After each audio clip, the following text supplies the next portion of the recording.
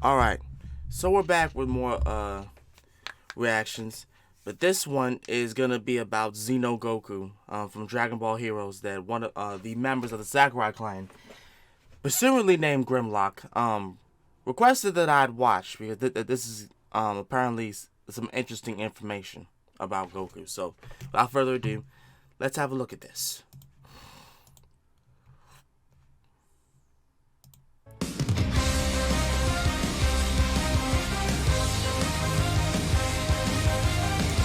Oh, it's by the Cyber Cup. Okay, Too. finally, this is what you guys wanted, right? Many of you guys were asking me on Twitter, Discord, and possibly another website which features scientific material, which actually entails, you guys are telling me, hey, make this video already. So I'm like, alright, fine. I'm gonna be honest with you guys, there is quite a lot of material to actually go over, but not to worry, if you haven't played Xenoverse, you haven't ever looked into Heroes or any of that stuff, no problem, because I'll make this as easy and as concise as possible for you guys to understand. And if you guys already do know about it, then perfect, you are definitely in a good spot. So people might think that Goku within Dragon Ball Super is already really powerful as it is, but the video game characters are way more powerful than that. And to give you guys an example, even the base Saiyans like Xeno Goku in this case, Xeno Vegeta, Bardock, King Vegeta, Trunks, all of them could very well one-shot everyone in Dragon Ball Super, the canon series. Even Xeno would get one-shotted, and I'm not even kidding about that. So if you have played Dragon Ball Xenoverse, you might already know that it deals with alternate timelines and these time patrollers, going around making sure that the timelines are in working order, they aren't being destroyed or changed around. And within it, there is implied to be like an infinite amount of them. For every single possibility out there. And even the DBZ manga has Trunks saying, oh yeah, like even simple things like Goku passing away was enough to actually, cause a lot of different possibilities to come around. And on top of that, some of the Xenoverse guys even say, oh yeah, like there's like an infinite history. So there's an infinite amount of universes within Dragon Ball Xenoverse and Heroes as a result. So before we actually get into Xeno Goku, we need to obviously look over the Xenoverse characters and eventually the other so you just keep on making characters because they scale up to Xeno Goku. And to give you guys an example, if you have played Xenoverse, you might already be well acquainted with this annoying little piece of Chronoa, also known as the Supreme Kai of Time. She might look weak and she is quite annoying, but she's actually really damn powerful. And what I mean by this is that she can actually merge timelines together like it's nothing. Like she even said, oh yeah, like whenever the timeless was at risk of, becoming full of time scrolls, I just decided to simply merge the timeless together, no big deal, simple things. And within Dragon Ball Heroes, she actually was able to hold together the world, which actually means the multiverse. Because within Dragon Ball Super, we've seen Whis and the other characters mention, oh yeah, if Omni King Xeno becomes really mad, this little dude just wows out, he might just wipe out all of existence, or the world as we know it. So she can already merge timelines together and even manipulate an entire multiverse, and she is complete fodder to Xeno Goku and these other characters. But she is more powerful than Canon Xeno, so keep that in mind, and she is complete fodder. So let's go. Huh? Now we probably all thought that Jiren surpassing time in Dragon Ball Super was like a huge deal, but I mean that is nothing compared to Mira, Toa, and Demigra, who are all stated to be beyond the concept of time itself. Okay. They can also exist outside of its flow, like Trunks and the other characters say, oh yeah, even if we beat them, it won't really change anything because they are outside of that flow. And Mira is even stated to also be beyond time. So even these characters, before we get into like the end game of Xenoverse and Xenoverse 2 and Heroes, they are already beyond that concept as well. Now Demigra is the main antagonist in Dragon Ball Xenoverse, and throughout the game his goal was to wipe out all of reality, so an infinite amount of four-dimensional constructs, and on top of that he planned to recreate it all in his image. So Demigra can exist outside of all of the multiverse being destroyed, and he would be at least low fifth dimensional. He can exist even beyond all those four-dimensional constructs being destroyed. Within this game, Super Saiyan 3 God Essence Goku post-battle God's arc was actually overwhelmed by Demigra, and he needed the help of the Future Warrior or the Time Patroller, whichever way you want to call him, to defeat this giant form who was more powerful. And a good thing to keep in mind is that Demigra actually has a lot of demonic hacks, which was actually unable to affect God Essence Goku and Beerus. And these hacks can actually be used to mind control, amplify someone's capabilities, affect probability, nullify powers, drain ki, etc. And Whis even implies in Dragon Ball FighterZ that those with Divine Ki cannot be affected, and Dragon Ball FighterZ is in Dragon Ball Heroes because we've actually seen it in a couple of missions already. So God Essence Goku was actually able to counteract these hacks, and his battle against Demigra actually was collapsed in the Crack of Time, which is a dimension directly above the Time Nest, which already contains an infinite amount of universes. So Super Saiyan 3 God Essence Goku was already capable of affecting a low 5th dimensional construct, bare minimum. And he even states at the end of the fight that, oh yeah, we need to get the hell out of here before it like collapses on us. So, and a good thing to keep in mind is that this is all before the revival of Frieza arc, because that was actually DLC in the first Xenoverse game, meaning that this is before Goku even obtains Super Saiyan Blue, much less Kaioken, and even before he obtains Ultra Instinct. So this Goku is already low 5th dimensional, and he is complete fodder to Xeno Goku from Heroes.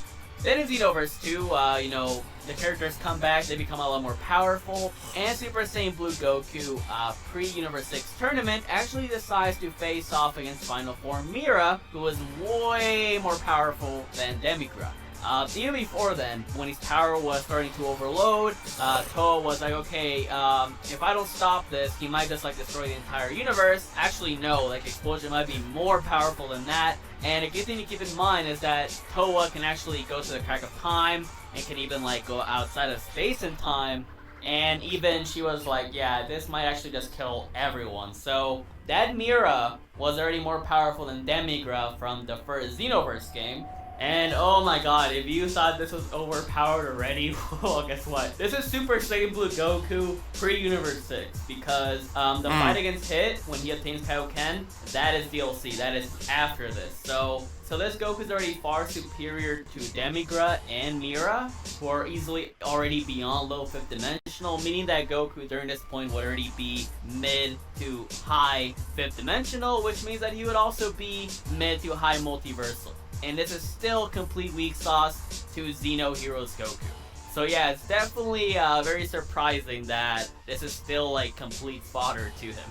Now that we got that skilling out of the way, we can now focus on Xeno Goku, who technically is like a pseudo-composite Goku because he followed the events of the main Dragon Ball Z series, the events of the movies. He also encountered the Battle Gods arc, which is why he actually obtained a God Essence like Goku did in Dragon Ball Super. And he also went through GT, but he did not train with Whis, which is why he didn't even obtain Super Saiyan Blue. And he also never encountered the Revival of Frieza arc. So instead of actually having Super Saiyan Blue, he has Super Saiyan 4. Right. And Xeno Goku from Heroes and Xenoverse Goku both know about the movie villains. Like, for example, Goku, whenever he talks to, his pupils, he's like, oh yeah, you know about Lord Slug, you know about Cooler, I fought this guy, or whatever. So he knows about them as well. So if Xeno Goku also knows about the movies, that means that he also experienced the Lord Slug and also the Cooler battles, which actually gives him a really huge advantage, because in the Lord Slug movie, he actually used Kaioken times 100,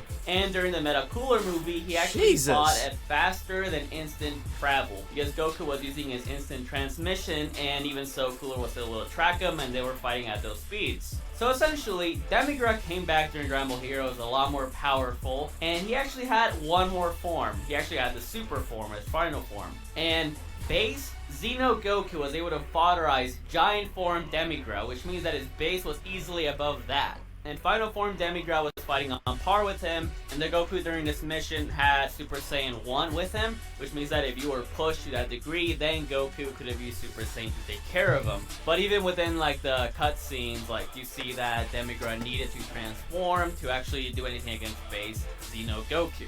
So at this point, base Xeno Goku is already vastly more powerful than Final Form Mira from Xenoverse, and also Super Saiyan Blue Goku, meaning that he would already be high 5th dimensional, bare minimum, but we're still not at the most important part. But Essentially, as I mentioned earlier, Demigra can actually use like a lot of hacks. One of them was actually like able to send people back into a particular point in time, like at will, which is actually what he did to Beat, like one of the main characters within Heroes.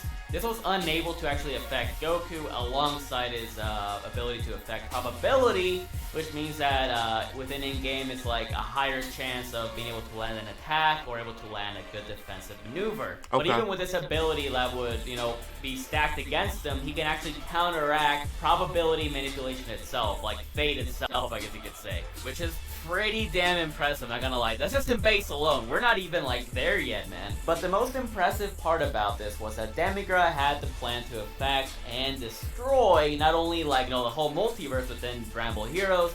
In Dragon Ball Heroes, like the game exists within the real world, and the guys also say that you have to save the real world and like the Dragon Ball Heroes world. This would mean that it would be a higher dimension, meaning that Demigra would have already greatly surpassed the 5th dimension. It would basically mean that he's able to affect a much higher plane of reality, meaning that he would be a 6th-dimensional being. And base Xeno Goku was more than powerful enough to take care of him, if not at least Super Saiyan Goku.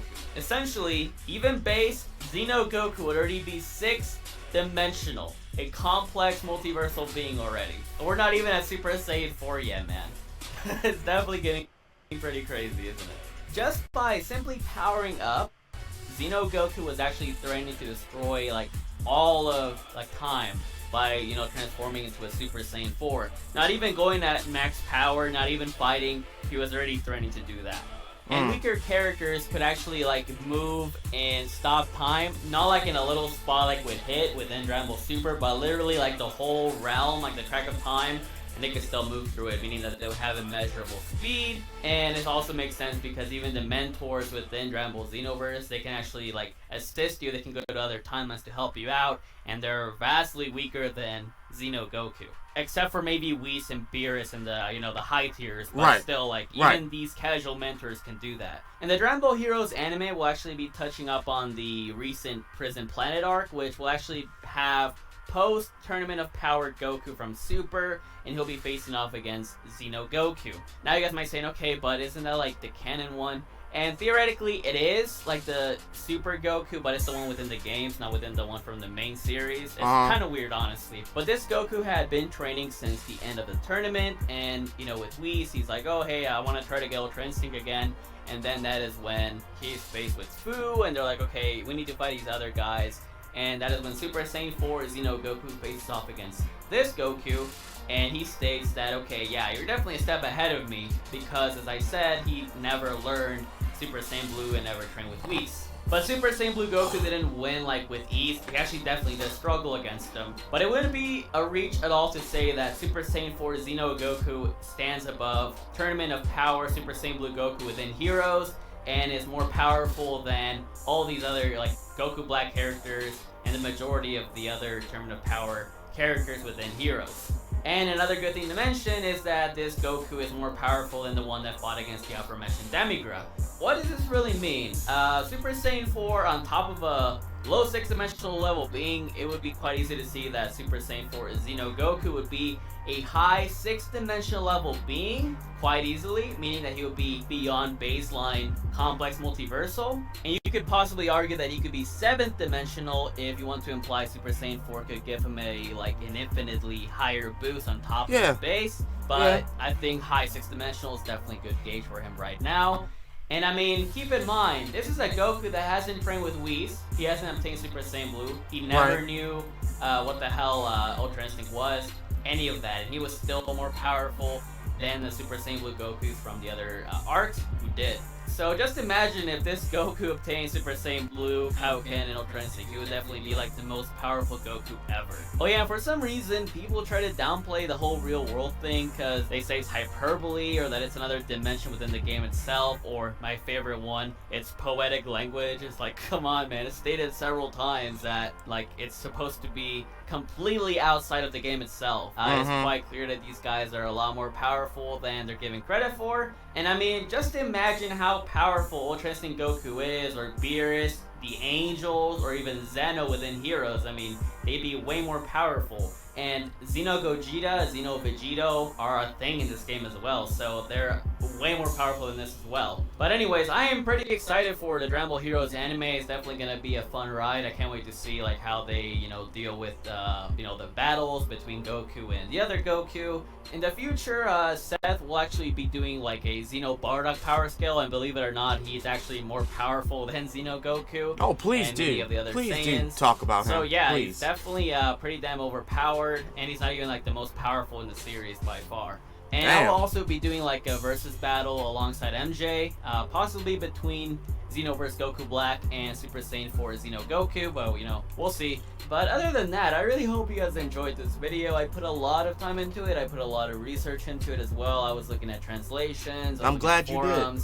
I even went to glad you did put some some research into this, because people I looked at people do some not playthroughs for Xenoverse. know. Well, yeah, just let me know if you guys would like me to power skill a particular character within these games as well. I could definitely look into it. I mean, there's a lot of characters to choose from. And finally, I want to give huge thanks to Grand Priest for actually helping me out on some of the translations. He even gave me some scans that I didn't know about. Also, check out Super Saiyan Ryu's video. He's actually starting to upload, surprisingly. Hopefully, he doesn't stop anytime soon. But he does like an in-depth on Demigra. It's like pretty long. It goes like in-depth, like really in-depth on it. So if you want to learn more about the scaling, then definitely check it out. So in the future, I shall be doing those aforementioned videos. So be sure to stick around and subscribe. I really appreciate it. And I'll catch you thotties next time. Peace out. Alrighty. Well, that was a good piece of information, and I kind of already knew that because of the fact, like, even from like the those fan made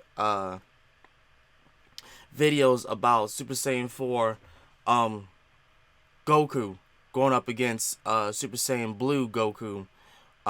They had stated that Goku hasn't really mastered to control like his energy output when he goes Super Saiyan Blue. Like, he's always out of breath. He's like the energy just like it's there and then it's gone like in a matter of minutes, because it's hard to control. But for Super Saiyan 4 Goku, for some reason, it's more focused, it's more concentrated, and he can just keep going without having to worry about things. Because so for that instance, Super Saiyan 4 Goku is a little bit better because of the fact that like he can just keep on going, instead of Super Saiyan Blue Goku that has all this power. He has this power, but it just goes within an instant. It doesn't stick around. So yeah, but thank you, Chuck, for doing this, like, because it really is a gray area, because the discussion just keeps on going about which one is better, which one is the more powerful, and all that. But just by those statistics and looking at that, it's just pretty clear, But other than that, I'm gonna get up out of here. Let me know what y'all think about this, because obviously other people have other opinions. So yeah. Until then, this has been Master Ryo Sakurai. I love you guys, and I'm gonna see you guys next time. I'm out. Peace.